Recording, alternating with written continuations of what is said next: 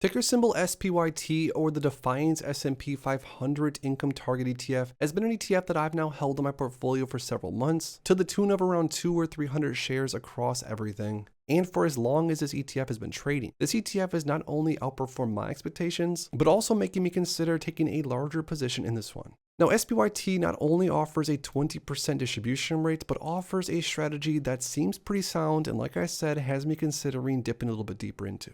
So in this video, we're going to go over SPYT, sort of backtest the performance of this ETF, at least historically, share with you guys how much I earn per month with this one, and then lastly, share my final thoughts about this ETF and whether or not I think it's offering a buying opportunity from here. So if you're an investor that's interested in income, a lot of income from day one, then make sure to stick around, drop a like down below, and let's get right into it. If you are a dividend investor who wants to level up your portfolio, you need to be tracking your dividend income consistently. And that's why I created the perfect dividend tracker that I've used to scale my dividend income up to all-time highs over the last year. Now, along with this dividend tracker, you're also going to receive my A to Z dividend investing ebook, which shows you how I personally started from $0 several years ago to now where I earn over $7,500 per month in dividends. So if you want this tracker and the ebook, go to the first link down below in my description and grab it today. So first things first, just to go over the basics, this ETF has been trading since around March of this year. So again, as far back as we can go, we can see how this ETF has done so far, but there's not all that much historical data to go off of, although so far so good.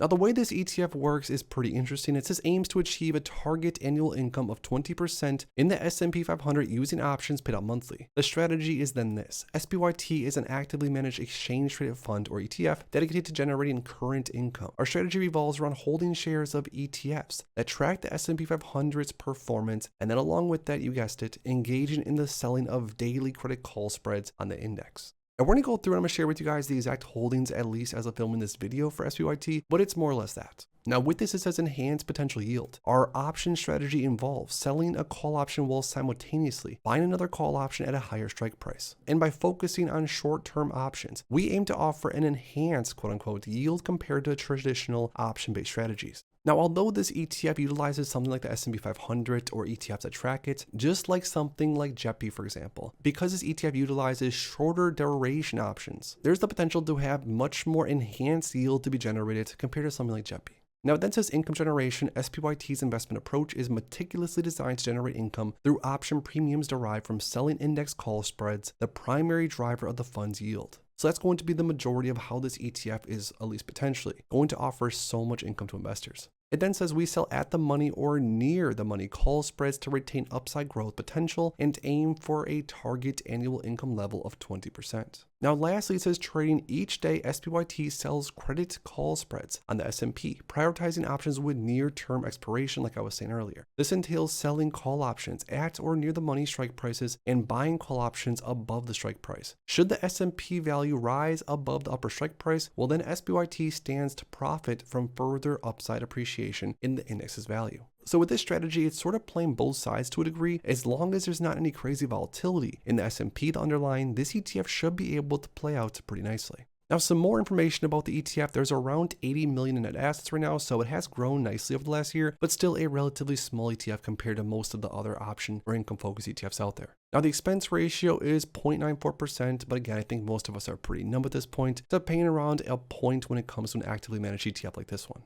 Now, looking at the top holdings as of at least filming this video, you can see that there is ticker symbol abbvie, which is the iShares Core S&P 500 ETF. And then you guys said there's call options at different strike prices with very short durations. But the important part, especially for a lot of us investors, is right here. We want to look at the distributions and see what this ETF, at least historically, since March of this year has paid out. And there's a few things I want to touch on this. Let's get into it. So first of all, the obvious right here is that this ETF has paid out distributions very consistently to the tune of around 33 or 34 cents every single month since the ETF came out. Now again, this ETF has a target distribution rate of around 20%, so I can't speak for everyone, but even if this ETF traded sideways and stayed right where it was, but continued to pay out 34 cents per share every single month in perpetuity, I'd be very excited and I would invest a lot heavier in this ETF if you ask me. And although the target distribution rate of 20% is of course not guaranteed by any means, it is a target, which means the fund is trying to do that for investors. But how has this ETF's price performed since inception? A lot of ETFs like these ones that pay 10%, 20%, 30, or even 100%. The ultra high yielding landscape has been more and more popular over the last year with all the yield max ETFs. A lot of them offer massive distributions, but also decay like crazy. Now in the max time frame, at least so far since March, this looks pretty beautiful to me. The ETF is up around 1.44%, and this is not including the distributions. So at least as far as we can see as of right now, the ETF is trading sideways, but offering that target 20% income generation rate, which again, in my opinion, is absolutely beautiful. Now, with strategies like this Defiance S&P 500 target income ETF offers, there is of course the potential for downside with a complicated option strategy like this one. If we see massive volatility in the markets, or if we see the S&P 500 drop 5 or 10%, it doesn't mean that this ETF is not going to drop also and keep trading sideways like it has since inception. But at least from what I can see so far, this ETF does offer a high quality strategy, which I personally believe in and think the ETF should be able to hang on to pretty tightly.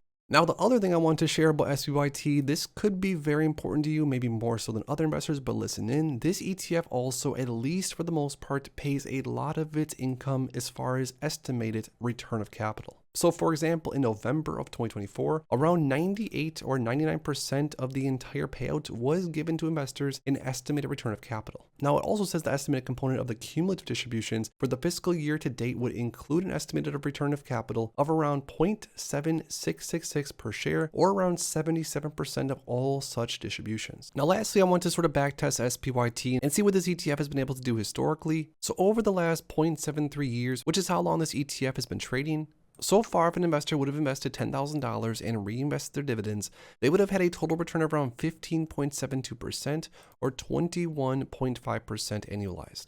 Now, even without dividends being reinvested, SPYT still has offered investors a nice positive total return, which again, at least so far, showcases the power of a high quality strategy that this ETF offers. Now, even though there's plenty of other ETFs out there these days that do offer income in the form of return of capital, I also want to include this in the video just in case you guys are wondering. Now, lastly, some of you guys might be wondering how many shares of SPYT I have across my long-term portfolio as of right now, and I currently have just under 300 shares across everything. Now, this means that I've only personally invested around $5,000, $6,000 into this ETF so far, which is definitely a relatively small position across my long-term portfolio, but so far this ETF has been performing very well, and like I said during the intro, actually is performing even better than I thought. Now, of course, as of recently, the market has been trending straight upwards, so we're gonna have to see how things happen in a sideways trading or downward trading market over the long term. And I've been saying this across the entire landscape of all these newer income-focused ETFs. A lot of these have launched during a very specific time in history, so only time will tell. But at least as far as my positioning goes, I will definitely be adding some more SPYT to my portfolio, especially if the price drops, because my current cost basis is around $19.95. So if it drops down to the low 19s or even below there, I'll probably grab some more shares and keep stacking up, but still be very cautious moving forward when it comes to this one. So now that we talked about SPYT, the Defiance S&P 500 target income ETF, I shared with you guys how much of this one I have across my portfolios, and we talked about some of the pros and cons. I lastly, most importantly, want to hear from you guys down below. When it comes to SPYT, do you currently have any shares of this one in your portfolio? Let me know why or why not in the comments down below. If you enjoyed this video, make sure to please drop a like on it and subscribe for more future content like this. Thanks as always for stopping by, and if you are interested in investing, make sure to check out these recent videos I posted right here.